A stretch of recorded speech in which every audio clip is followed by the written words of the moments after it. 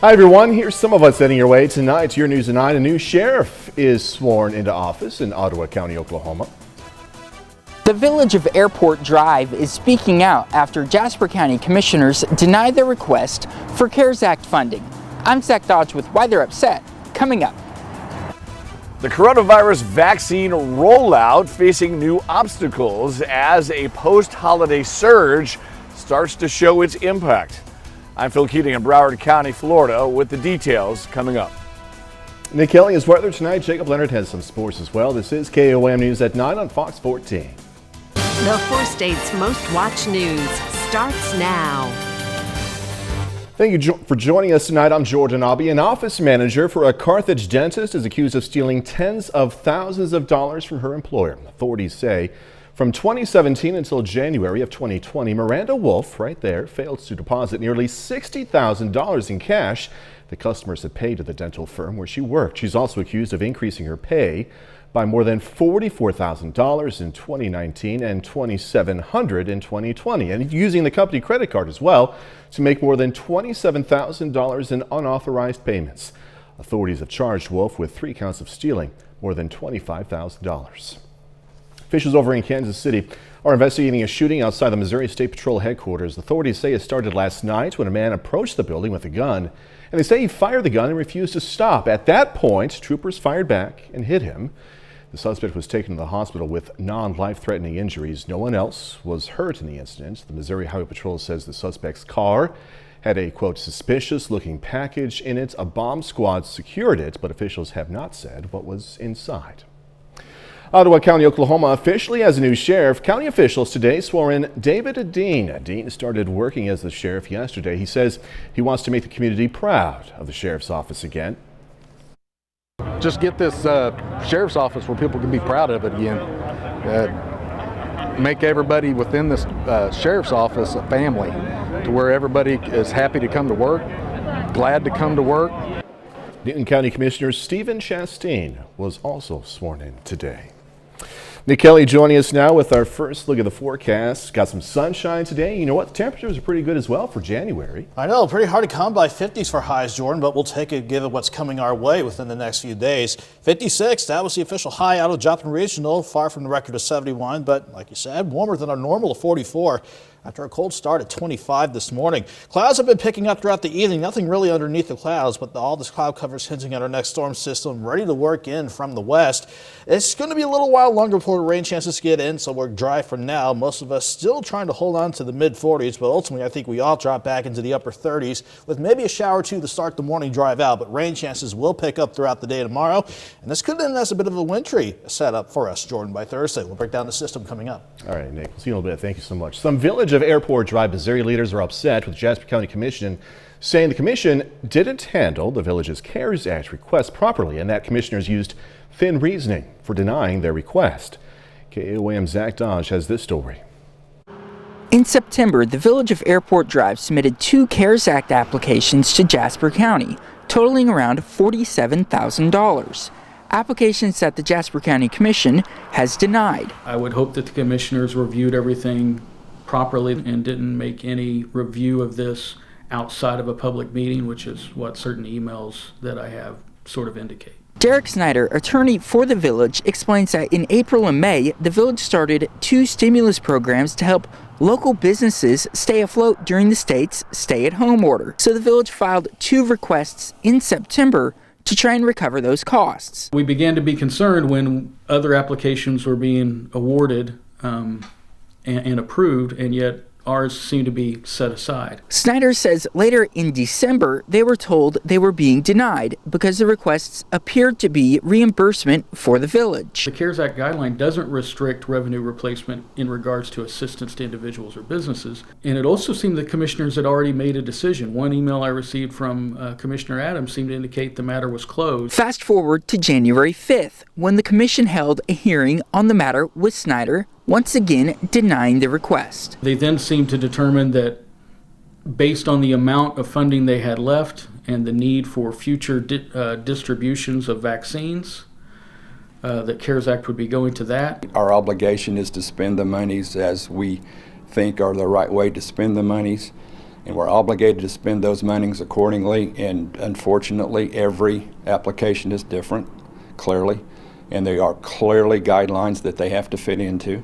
And so we have to make the determination, do those fit? None of the commissioners would comment on the issue with Airport Drive or say for sure why they denied their request. Personally, I can't help but feel that had at least the first application by the village been taken up timely, then the reasoning that they use at this point to deny it wouldn't be the reasoning they could use at that point. In Jasper County, Zach Dodge, KOAM News. The commission has allocated around $11 million of the $14 million in CARES Act funding it received. We have a list of where most of that funding has gone so far on our website, KOAMNewsNow.com. A couple of area hospitals announced new numbers of patients battling COVID-19. Mercy says they currently have 54 COVID patients, up from 40 a week ago. Freeman has 49 current patients, up 1 from last week. Of those 49, 13 are in the ICU. That's down from 15 last week. The Jasper County Health Department is reporting 2 more COVID-19 deaths. The 2 patients were both women, one in her 50s, the other in her 60s. These latest deaths bring the county's total to 104. States are trying to ramp up COVID-19 vaccinations, but the rollout is facing new obstacles. Public health officials are trying to solve these problems now as new infections surge nationwide. Fox News correspondent Phil Keating has more. Hundreds of senior citizens lined up in Daytona Beach Tuesday, hoping to get their first shot of a COVID-19 vaccine. Many camping overnight in their cars to secure one of the hundreds of shots being injected today. Florida is one of a few states breaking with the CDC recommendations and prioritizing older residents ahead of essential workers. We're ready to move on and get it, and I don't have a concern. And I just want to get it and be able to live life a little bit more normally. The vaccine rollout facing obstacles nationwide, with about 30% of available doses used so far. Officials say that's due in part to a lack of staff and funds needed to widely distribute a vaccine. New York City Mayor Bill de Blasio announcing plans for several mass vaccination sites across the city to make obtaining a shot easier. They'll be open 24/7 for people in the appropriate categories. Right now, we want to reach everyone who is ready, willing, and able to get vaccinated. The vaccine rollout coming as the pandemic continues to strain hospital systems. Intensive care units in California and Arizona are at or near capacity. Some health experts fear we could see a surge on top of a surge coming on the heels of holiday travel. They need more space to be able to accommodate the COVID patients. There are still people in the hospital who do not have COVID, who they're having difficulty placing. The CDC says Arizona has the highest rate of new infections, followed by California and Tennessee. In Broward County, Florida, Phil Keating, Fox News. KOAM News at 9 on Fox 14 takes this time now to honor one of our 4 state heroes. Paul Viney served in the U.S. Army during World War II. Native of Joplin, Viney earned the Sharpshooter and Good Conduct Awards, and we are proud to thank Paul Viney. He is tonight's 4-state hero. Nick Kelly's up next with a complete look at the forecast. A bit later in sports, Missouri Southern announcing their athletic director is stepping down after more than a decade in the position.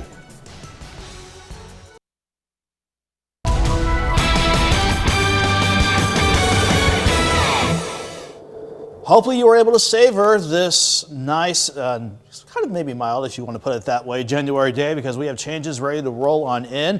We did see from Indigo Sky just outside of Seneca, Missouri, some fog this morning, more patchy and thankfully not as thick as the last few nights of fog have been.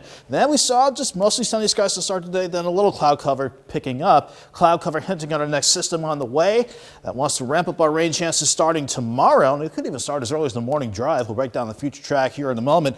Rain-snow mix before this incoming system departs for Thursday. Then behind it, looking fairly cold as we head toward the first full weekend of 2021, or at least the first full weekend of January at the very least. Quiet skies up top still, but partly to mostly cloudy in Joplin with at 46. Feels like 41 with the southeast breeze at about 10 miles per hour. In general, the entire 4-state region still trying to hold on to mainly middle 40s, but we're already at 39 in Stockton. I think that's where most of us are going to go as we head through the overnight, right around 39, if not 40 41 degrees. The Skywatch Storm Tracker, what looks like maybe a little bit of rain across parts of Allen County. That might be lucky if you can get a few drops down on the ground right now. Mainly, we're just mostly cloudy. None of this moisture showing up in our area reaching the ground just yet, but it certainly is raining out in central and western parts of Kansas, and then rain and snow mixing in as you work through Nebraska and the Dakotas. Part of our next system on the way in, we're going to have this cold front eventually start to bring in the colder air, and this upper low coming in Nebraska and Kansas, that's what's going to do most of the heavy lifting in terms of bringing in the rain chances and maybe having this in as a rain-snow mix as we head into Thursday. So let's run you through the future track now. Doing a great job showing the cloud cover in place and staying in place as we go throughout the overnight. Here 6 a.m. I would not be surprised if we had a stray shower or two start to develop as the morning drive gets going, but we'll definitely see the rain chances ramp up on top of us as we go throughout the course of the day tomorrow. Not heavy rainfall by any means, but we'll have periods of light to moderate rain throughout the day. And compared to today, this will have an impact on temperatures. 39 in the morning, 42 by noon. I still think we can at least try to get highs to about 45 degrees, meaning this system starting out, all rain. But here's 9 o'clock.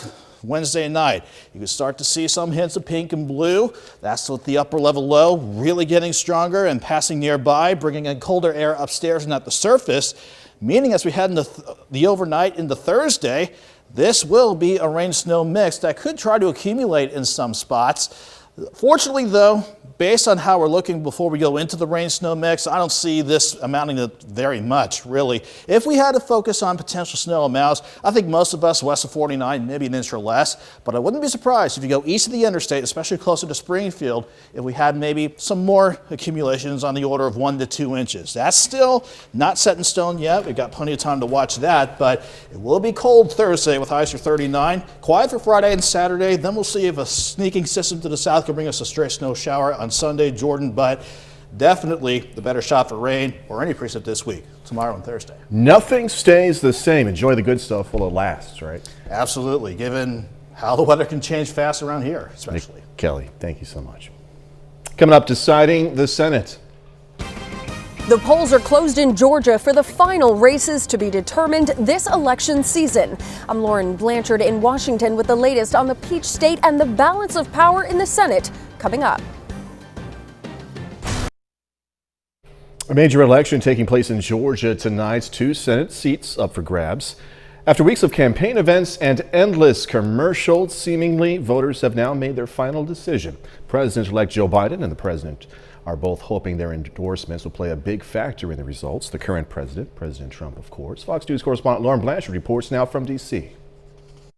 Polls are closed in Georgia. All that's left is to count the millions of ballots and determine which party will control the Senate.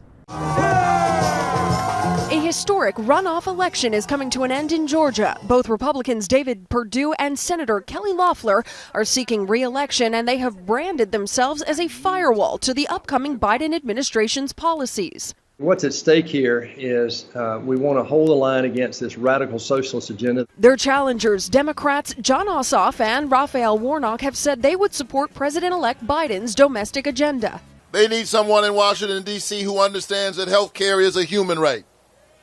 We need somebody in Washington, D.C. who know that workers are the ones who make America great. For weeks, state officials in Georgia have come under attack from President Trump and his allies over how they handled the November election. Those results took more than a week. Georgia's Secretary of State is confident about how everything is being handled this time around. The Peach State recently passed a rule that allows officials to begin processing mail-in ballots before Election Day, which will help speed up the count Tuesday night. You want to make sure that everyone has confidence. There's been so many dispersions and false ruminations and disinformation that's been going on that it's really hurt voter confidence in this election.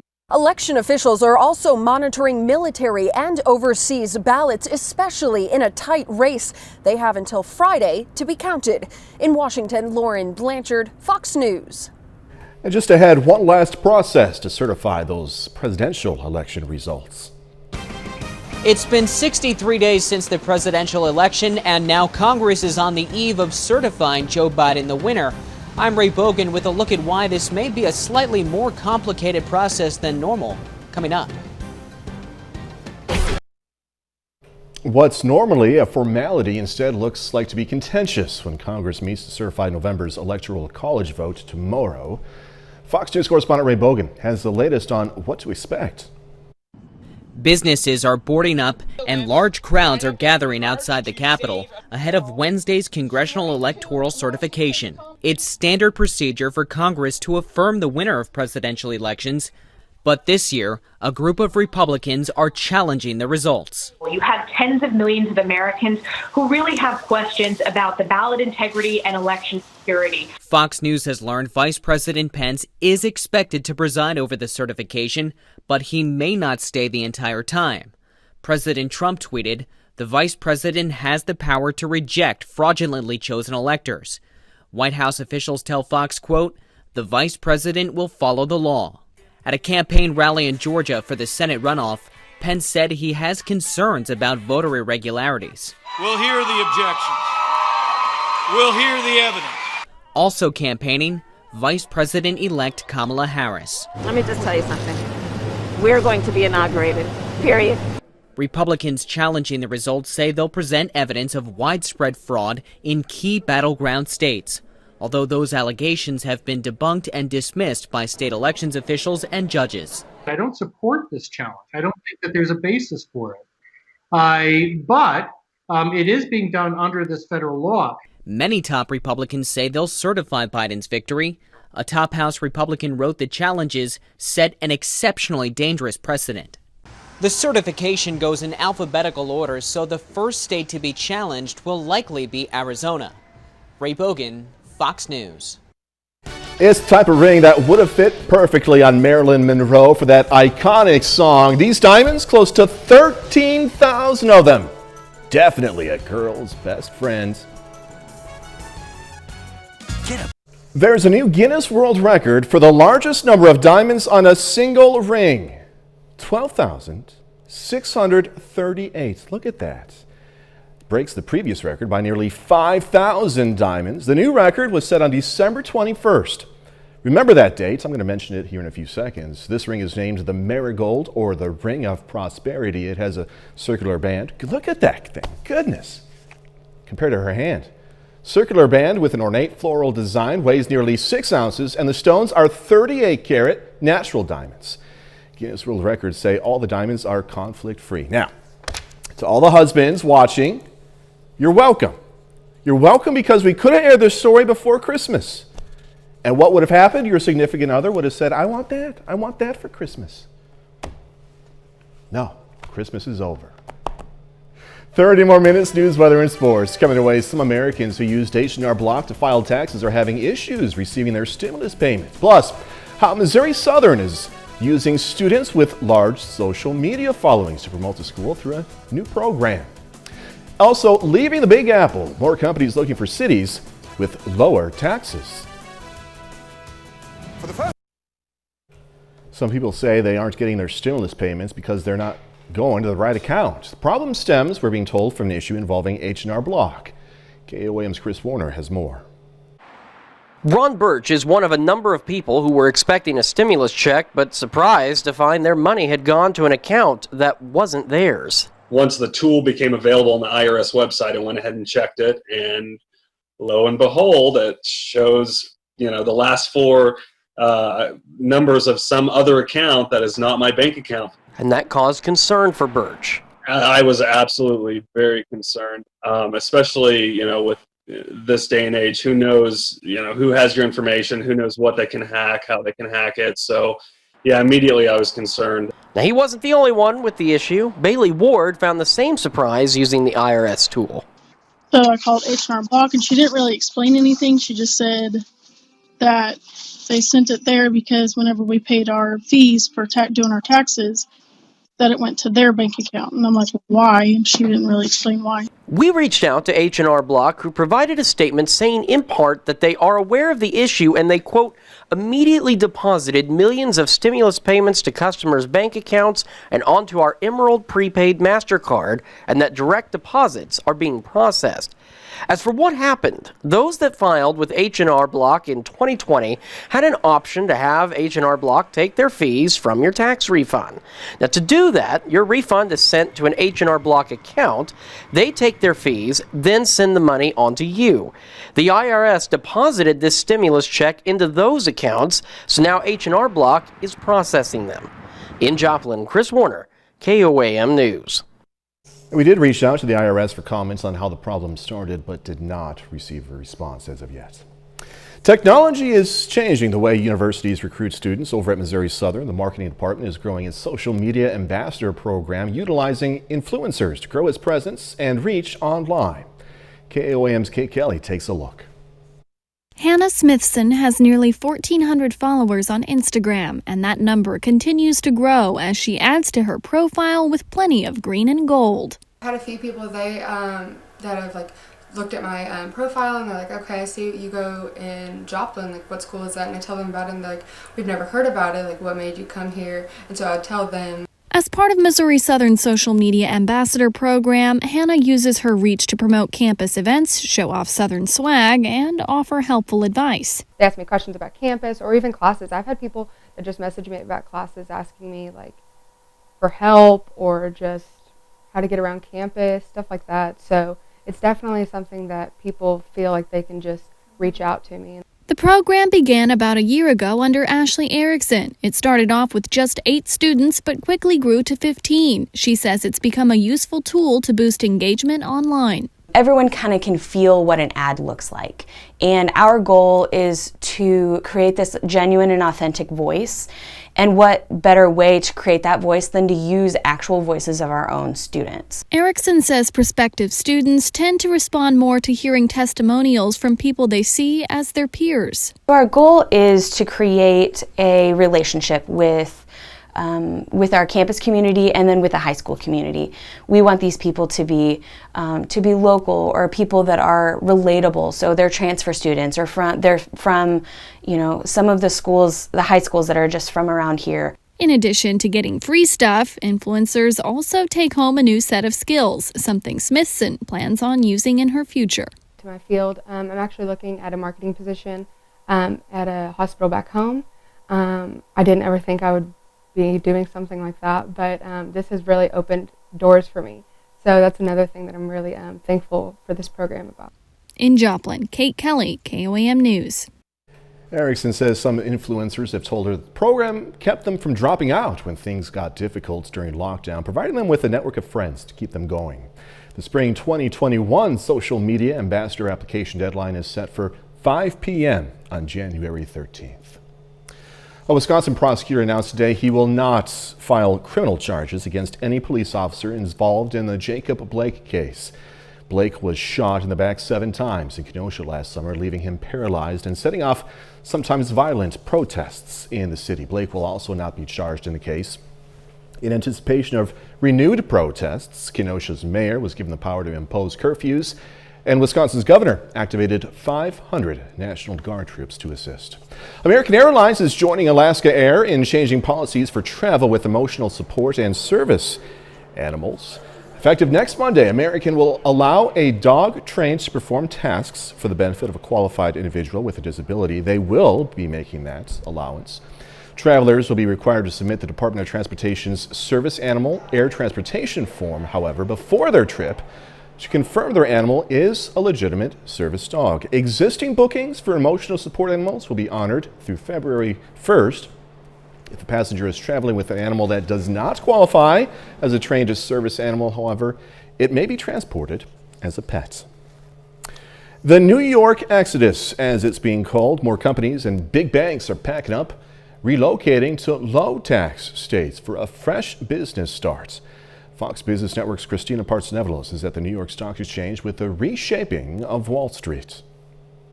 The Wall Street exodus continues. Virtue Financial, the latest firm to say that they are closing 75% of their office space here in the Big Apple, and they're heading down to Florida. We're seeing a lot of firms moving to warmer places for not only the warm climate, the lower taxes, but also the more affordable housing. You've got over 30 financial firms from Citigroup, Barclays, UBS, Allianz Bernstein, to name a few, that are aggressively shifting their staff to places like Florida, Texas, Tennessee, as well as North Carolina. And it's not just the finance guys, you got the techies too, like HP and Oracle, that are leaving parts of Silicon Valley to head over to Texas. As of November 2020, 35 firms relocated or opened up new facilities in Austin, Texas, leaving states like New York and California with vacant office spaces. Unfortunately, it's a downward spiral for some of these cities, because when companies leave and the people leave, then they need to make drastic cuts in their services and their police and their fire. And the cities can become dangerous places. We could see New York go back to what it was in the 1970s, a really dreary, dangerous place. New York City and parts of California have been attracting talent for decades, but now you have sky-high housing prices, higher taxes, as well as stricter regulation, which makes it harder to do business. So this might not be the only game in town. In New York, Christina Parts-Neveles, Fox Business. A bit later, a question of vaccine timing. Should we delay the second round of COVID vaccines, allowing more people to get the first dose? I'm Kevin Cork in Washington with more on the heated health debate. That's coming up.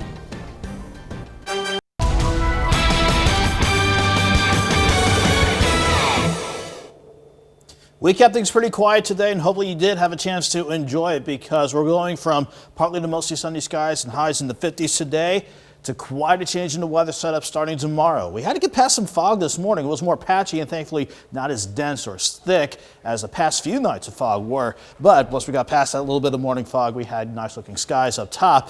Not looking at any fog concerns for tonight, but we're definitely seeing skies turn partly to mostly cloudy. We've actually been seeing that happen all evening long. 46 in Joplin, feels like 41 with that southeast breeze at about 10 miles per hour.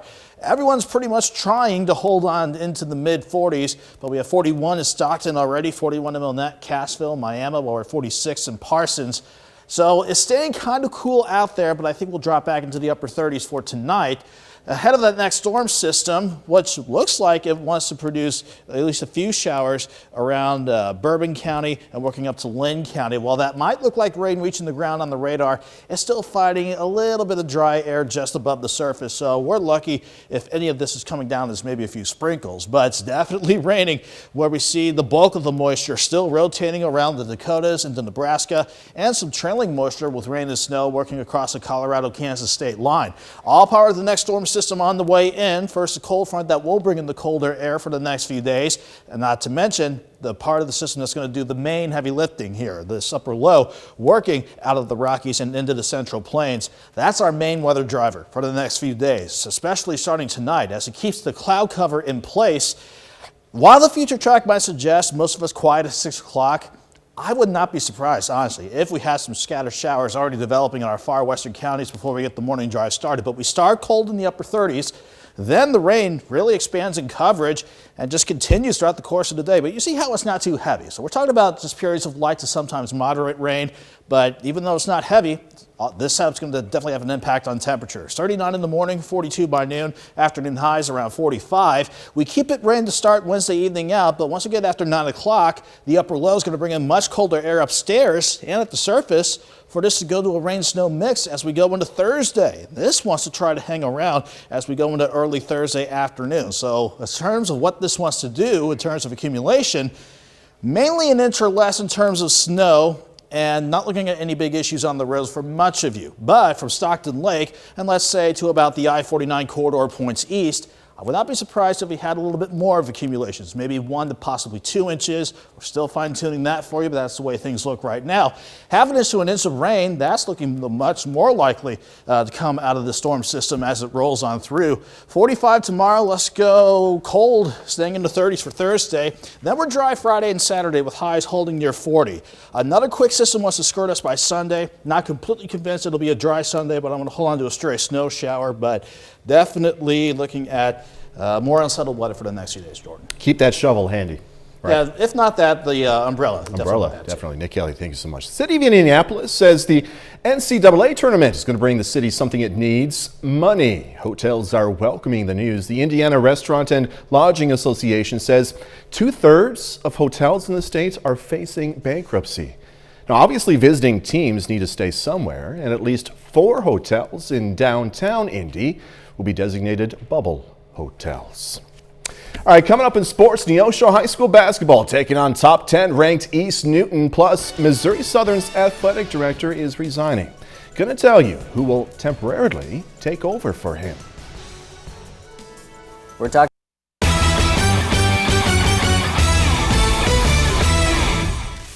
Missouri Southern announces a big change to its athletics department on Tuesday morning. Athletic Director Jared Bruggeman is stepping down in March after serving as AD for nearly 12 years.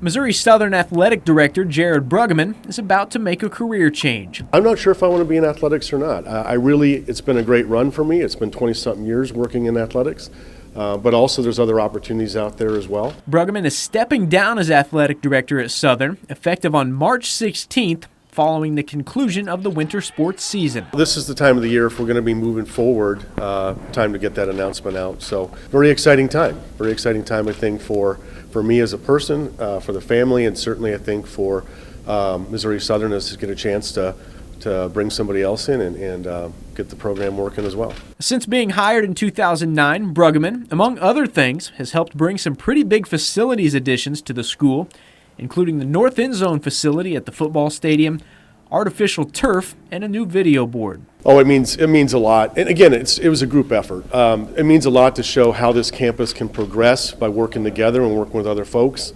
having donors out there, working with the community. Getting to know the people of Joplin in this region has been very special, and I want to thank the donors and all the boosters and all the support we've had to make this move forward. Corey Reed will serve as interim athletic director when Bruggeman's resignation becomes official in mid-March. I think Corey's a wonderful person. I mean, when she was here before, I didn't like it when she left and went to Neosho. I have 100% faith in her being able to step up in that role and do all the right things and handle all the situations. So she's a wonderful person, and Missouri Southern can't go wrong with her.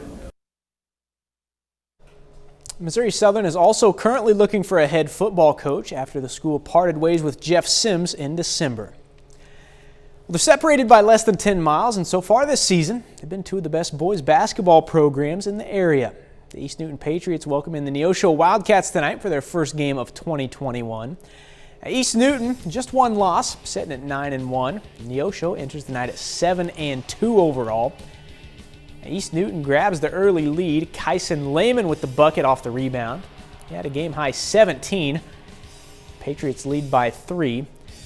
Later in the quarter, Lehman again, this time hitting the short jumper in the paint. East Newton up by 4 at that point. To the second quarter now, Neosho responds. Nice left-handed reverse there for Landon Austin. He had a team-high 15. Into the second, Kelton Sorrell through traffic. Patriots up 3 at half, and they would pull away in the second half to win at 49-31. Patriots now 10-1 on the season. That's a look at sports. We're back with more news after this. Getting a flu shot. As the global vaccination campaign continues, health officials are debating how to distribute second doses. Some countries are delaying the final shots in order to inoculate more people more quickly. But as Fox News correspondent Kevin Cork reports, the U.S. is advising against this approach.